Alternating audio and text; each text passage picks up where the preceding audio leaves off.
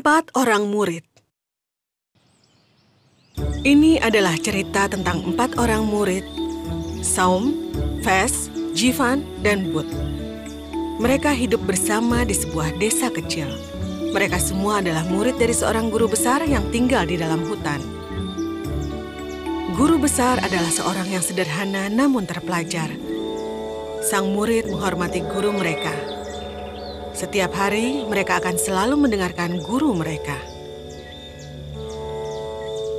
Anak-anakku, siapapun bisa menjadi hebat. Tapi kemampuan tidak dapat membawa kalian kemana-mana. Kalian harus bijak mempergunakannya. Saum, Fez, dan Jivan belajar banyak kemampuan. Fez bisa menyembuhkan luka tanpa menyentuhnya. Saum bisa memperbaiki pot yang rusak. Jivan bisa mengambil daun yang telah gugur dan mengembalikannya ke pohon. Tapi Bud adalah yang paling lambat dari semuanya. Dia tidak bisa melakukan apa-apa. Ketiga temannya selalu mengejek Bud.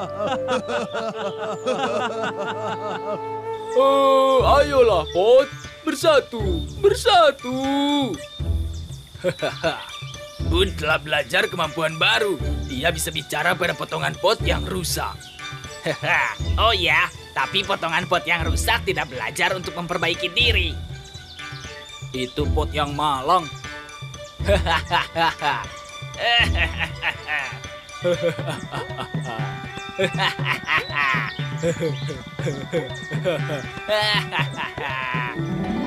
Tapi Bud tidak pernah mengeluh.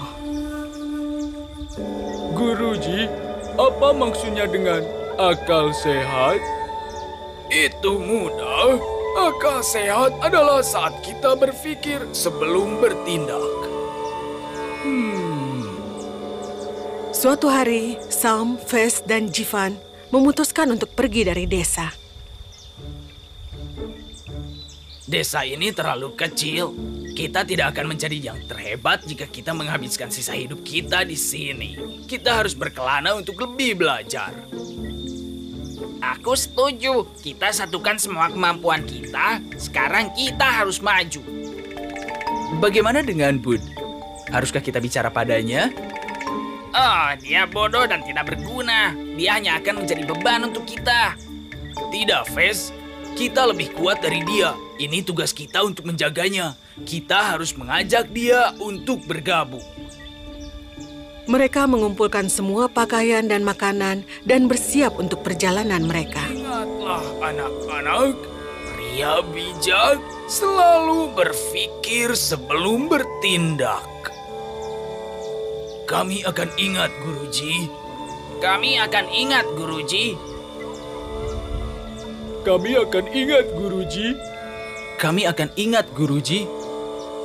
Sang murid melambaikan salam perpisahan pada guru mereka. Setelah berjalan setengah hari, mereka kelelahan dan ingin beristirahat. Mari kita makan siang di sini. Pria bijak selalu menyimpan tenaga untuk petualangan.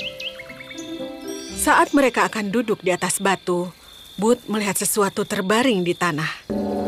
Oh, apa itu?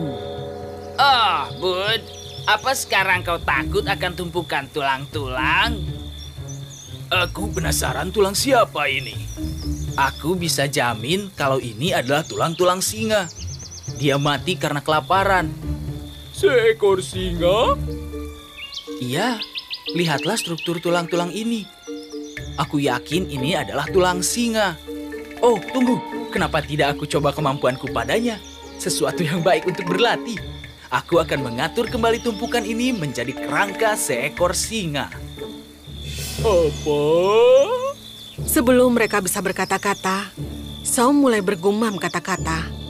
Tiba-tiba ada sinar terang di tumpukan tulang itu dan tersusun kembali menjadi kerangka seekor singa. Ketiga temannya sangat terkejut. Kalian lihat, sudah kubilang kan? Kalian harus menjadi hebat seperti diriku. Kau pikir keahlianmu yang terhebat? Aku bisa mengembalikan daging singa ini.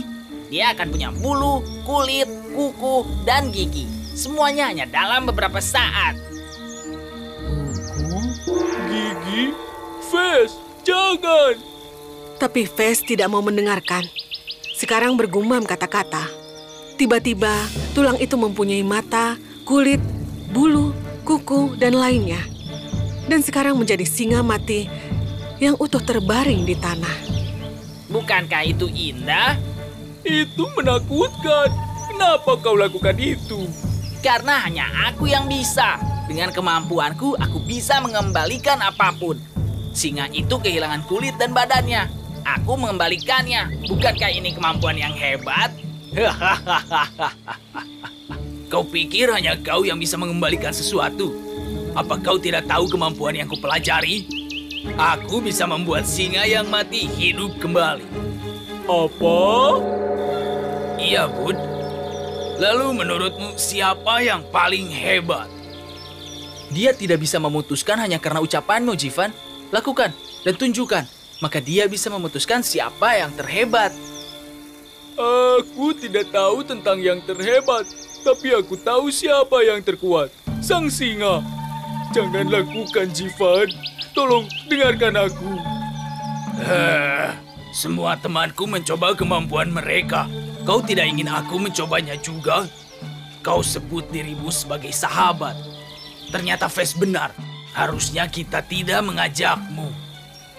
Tapi Guruji bilang...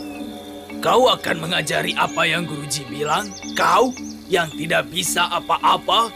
Kau tidak percaya temanmu, iya kan? Kau benar, Jivan. Dia tidak bisa melakukan apa-apa. Bagaimana dia akan tahu pentingnya berlatih? Bud, hanya karena kau tidak punya apa-apa untuk ditunjukkan, kau tidak mau kami menunjukkan kemampuan. Kau iri pada kami.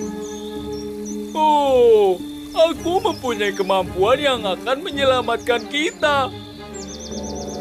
Akal sehat adalah saat kita berpikir sebelum bertindak. Jangan marah, teman-temanku. Aku tidak akan menghentikan kalian. Tapi sebelum kalian mulai, biarkan aku memanjat pohon. Jika singa itu memakanku, bagaimana aku memberitahu siapa yang terhebat? Kau pengecut. Kau harus berani di segala kondisi. Aku tidak akan berbohong, teman-teman. Tapi aku tidak bisa melawan singa. Dan aku akan melihat lebih baik di atas pohon. Aku bisa memutuskan dengan baik siapa yang terhebat. Bud dengan cepat memanjat ke pohon di dekatnya saat Jivan membacakan mantra. Setelah beberapa menit, cahaya terang muncul di atas singa yang mati itu. Singa itu membuka matanya. Ketiga murid itu melompat kegirangan. Mereka telah membuktikan kemampuan mereka. Tapi senyum mereka akan segera hilang. Singa itu bangun dan mengaum dengan marah.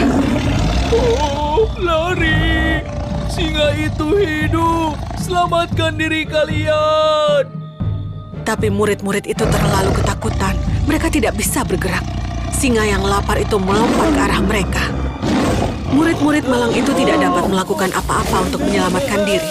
Sang singa melahap ketiga murid itu satu persatu. Bud berada di pohon melihat semuanya. Setelah singa itu pergi, Bud turun dari pohon. Dia melihat hanya tulang belulang yang tersisa dari teman-temannya. Kalian semua hebat. Tapi jika kalian mendengarkan pesan terakhir dari Guruji, kalian tidak akan berakhir seperti ini. Ingatlah, anak-anak. Bijak adalah siapapun yang berpikir sebelum bertindak.